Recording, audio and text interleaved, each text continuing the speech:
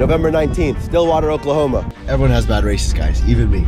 And this week I've realized I've been here before, like a bunch. Some people cry, some people give up, some people take a long break. But the difference between me and the others is I get sad and I keep training. And I wonder what went wrong and I keep training. And I think about whether it's worth it and I keep training. A lot of people aim high. A lot of people aim high. But they don't aim high enough. You have to do something that'll make it worth getting up at 6 a.m. on the weekends and doubling at 11 p.m. when you're on vacation with your family. Last year I had insomnia and I was doing double workouts like 3 times a week.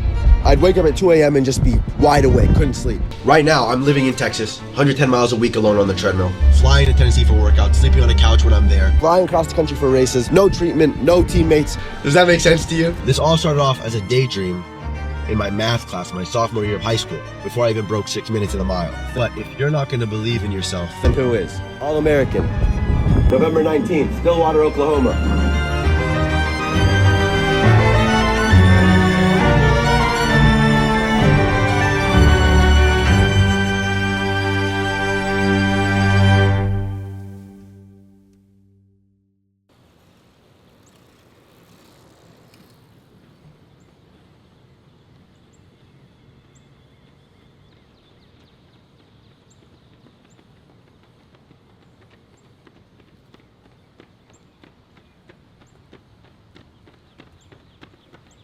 First time I've had a home meet. It's kind of nice. Yeah. Like usually we're somewhere else. I want to win, but I really want this record. You know what I mean? I was like, we were supposed to be just be pros and me, and then ended up being collegians. I was like, whatever. Yeah. Like you gotta have confidence. I'm trying not to get nervous. I've been like, they all went to the track today because it's a 2-day meet. And I was like, I can't. Just hanging out at home. It's different if it's like a 5K. I've got to get a mark. Mile, it's like there's such a big jump from like, oh, you ran 3:53, cool, to like this. I'm like, might as well go for the jump. You know what I mean? Yeah. I mean, at that point, you're in like rare air anyway. Yeah. It's nice to know like how you never know when the fastest you'll ever go is. Mm-hmm.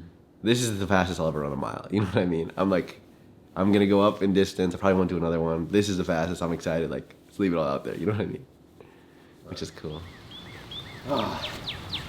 Feeling pretty good, bro. I'm like, if you feel like shit, you can be like, not today. But now I'm like, okay, today.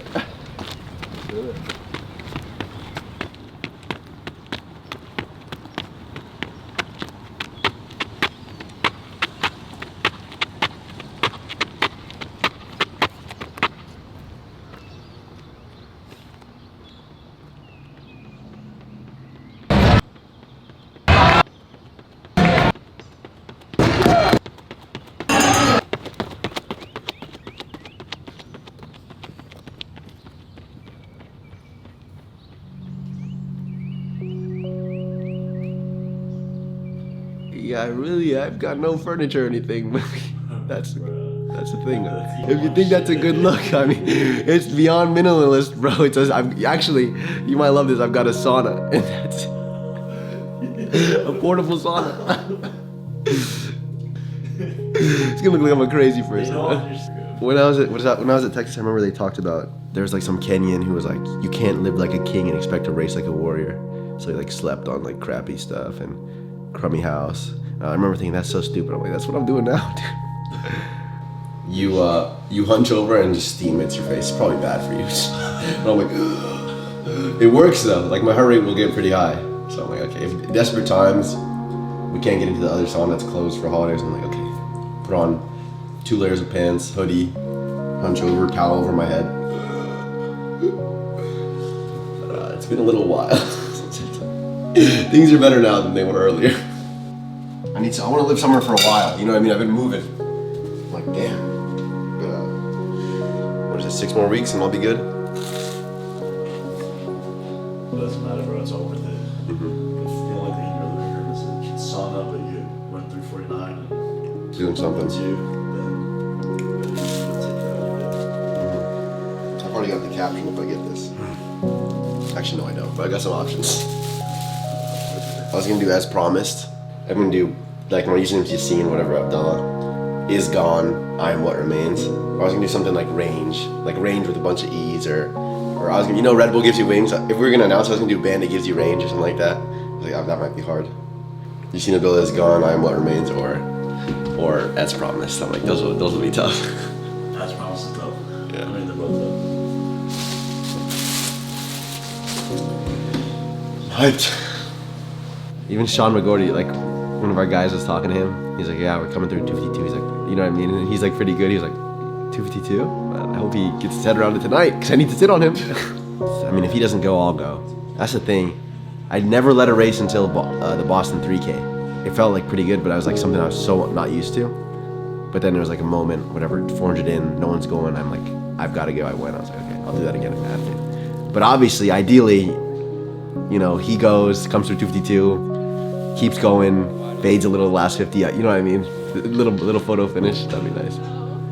But I'll take whatever I can get. Yeah, you're visualizing perfect. Exactly. See y'all something to talk about.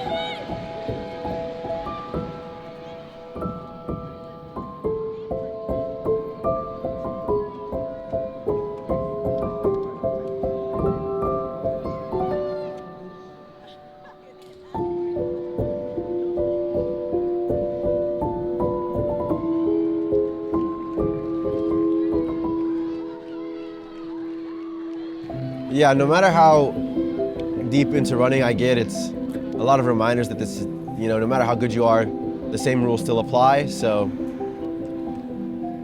was hoping to go, you know, definitely for a PR, maybe for the collegiate record. You know, the mile's the farthest event for my specialty that I can run. So it was a little bit of a long shot, but the way the race ended up going, I had to go out to the front. I panicked a little bit, went out too aggressive, came through in 1:53, which is just, you know, that's an 800 PR actually. But yeah, just a lot of panic, which is not how you want to race, and a lot of trying to force it, which is exactly what you want to avoid in a race situation. Yeah, we went out too hot, and then while feeling bad, I continued to press, and that's exactly the opposite. You want to go out slower, allow the pace to come, and then finish strong, which was the plan, but you know, the race came around, the mile's so short, there's not time to adjust, and yeah, wheels fell off the last lap. It's painful. You know, I've been pretty good in my career at getting better.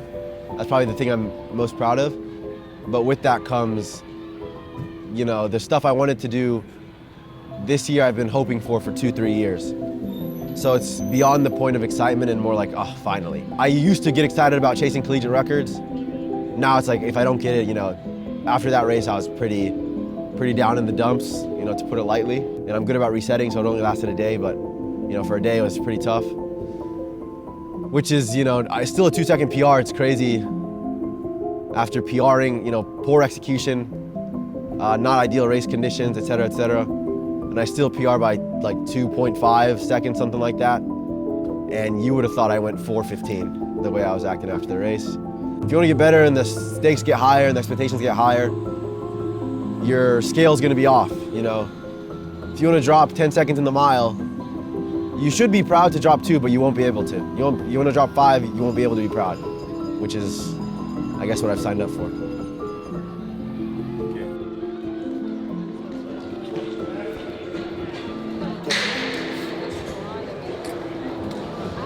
Now I'm like, I wish we would have got that slower, but that's how it goes. There's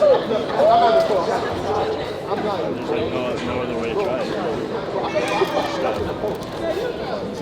You guys gonna be around the next couple hours, or? We'll cool down and then probably check in. How's it coming? Part of it is I've always been pretty good at improving, but with that comes, you know, the expectations are too high sometimes, and you know, I'll PR and not even feel good about it. I guess it's a good spot to be here where, you know, PRs are still bottom of the expectation totem pole. Yeah, PRs just don't do it for me anymore.